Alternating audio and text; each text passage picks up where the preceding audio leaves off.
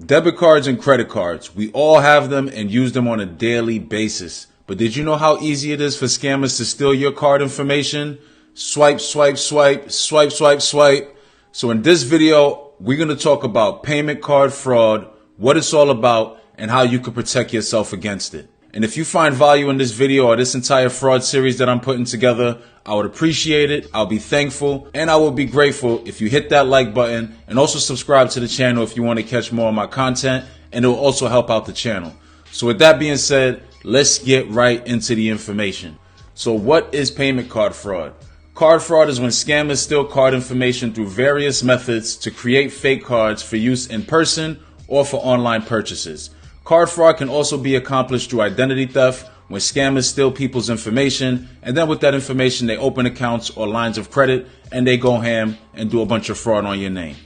Payment card fraud is an extremely popular fraud technique worldwide. Check this out. In 2018, approximately $24 billion was lost from this fraud technique.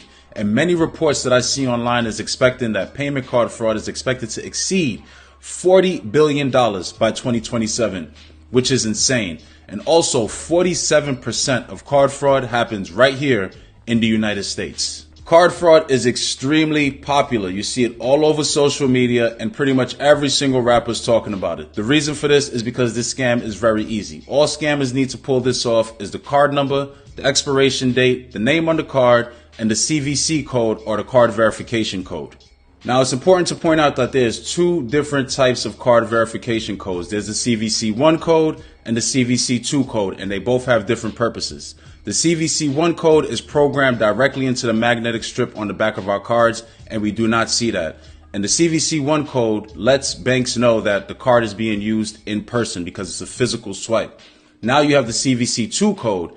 That's the 3 or 4 digit number that you see on the back of your card next to your signature. And that lets banks know that the card is being used remotely. And that's why you have to enter that information every time you make an online purchase. So it's really important you understand the difference between these two codes. Now, it may seem really difficult for a scammer to be able to get their hands on all this information, but I'm sorry, it's actually extremely easy because in this day and age, with all the information and data that we have floating out there, there's so many points that you could get your information stolen. And also, that magnetic strip makes it extremely easy for information to be stolen because the majority of the information needed to make a fake card is right on that magnetic strip. Now, once the scammer has the information, it depends on which set of information they have. That's going to determine the route that they take to pull off this scam.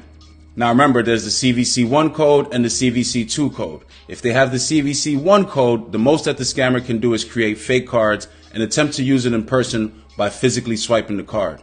If they have the CVC2 code, the most that they could do is do remote purchases where they're not in person, so all their purchases are going to be done online and they're going to have to manually enter the information.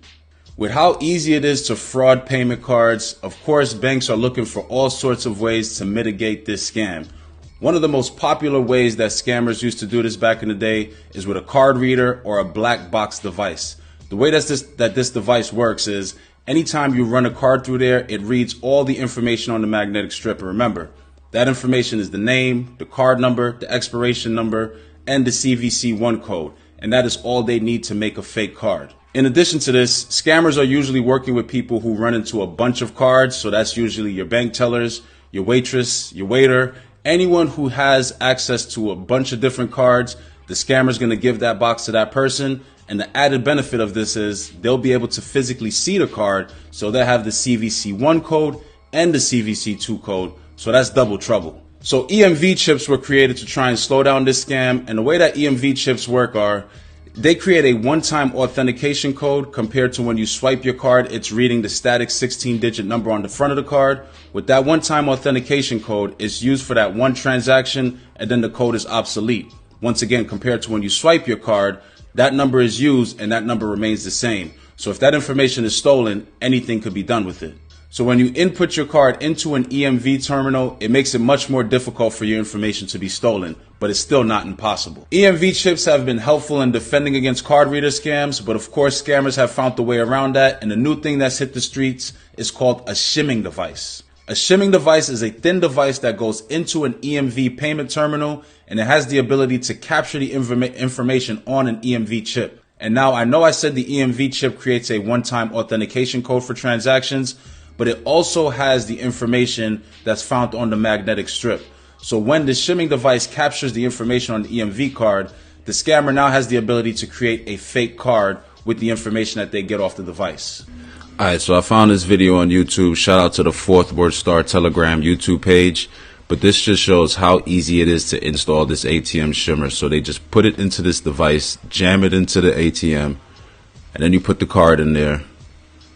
And it really seems like it's that simple. Pull the card out. Then you can see here they're testing it to make sure it works. And it's just crazy how fast they're able to install this. And it's that simple. They steal your information. See, it puts in the PIN number and confirm it's working. And here you can see this diagram just to show how simple this device, this shimming device, works. Just sits right underneath the card, and it picks up all the EMV data. And I don't know how legit these sites are, but just so you can see how available these things are, I saw it on this website for €1,000, and I saw it on this next website here for 3,000 euros. So that's about 3,600, 4,000 US dollars, but it's out there and it's available online, so you got to be careful. Shimming is one of the many ways that your card information can be stolen. Some other ways include the dark web, which has tons of personal information on there, identity theft when your information is stolen and fake credit lines and bank accounts are open and used in your name, phishing calls where they're able to get information and once again steal your identity and open accounts and lines of credit in your name. Corporations and databases are constantly getting hacked. It's almost inevitable that information will be stolen sooner or later. And anywhere you hand off your card, your information is being exposed and can be stolen and replicated. With how vulnerable card information is, the best thing that consumers can do is actively defend their accounts and also defend their identity. So I want to share some advice with you. The first thing I would recommend is set account alerts on your debit and credit cards. So anytime it is used, if it's not you, you will be notified immediately. In addition to that, you want to make a point to check your accounts regularly. So if you see any unauthorized transactions, you can report it to the bank immediately. Next, when it comes to your identity, you want to make sure you're checking your credit report on a regular basis. I would recommend at least once a month so you don't see any unauthorized accounts being open or any account credit inquiries that were done within that time frame. Also, if you're not planning to use your credit for any reason, this is something that I do. I highly recommend freezing your credit because if you don't need it for any reason, there's no need to leave it open. And if you do need it, you just call up the places, you go on the website, and you can get it unfroze very quickly. The next thing, and this blows my mind, please do not write your PIN number or any of your personal information on your card or keep it in your wallet. Don't keep your social security card in your wallet because if you have these things in your wallet and you drop it, you pretty much just dropped half your identity right on the floor and you're making it real easy for anyone who finds that to do whatever they want with your information. Next thing, when it comes to online shopping or shopping in general, I highly recommend using a credit card. So if anything crazy does happen with your card information, at least it's your credit that's in trouble and not your actual money, and the bank will sort it out and your money will be safe. And EMV terminals are pretty much at 99.9% of places nowadays. So if there is a place that requires you to swipe your card, you want to be very nervous about that device. There's a high possibility they're trying to steal your card information, especially if you're going into ATM vestibules. If it's a device that requires you to have to swipe your card, I highly recommend look for a different ATM to go to.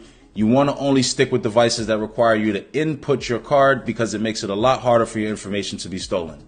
And lastly, if you get any random calls claiming to be your bank or your job or your insurance company, any place that you do business with, and they're asking you for personal information, I highly recommend hanging up the phone, calling them back from a number that you trust and you know, or if you have the ability to go in person and speak with a representative in person, I recommend doing that.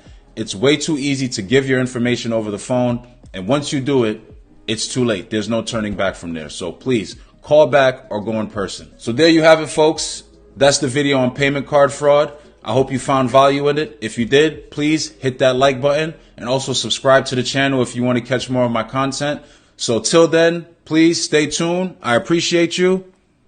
Peace.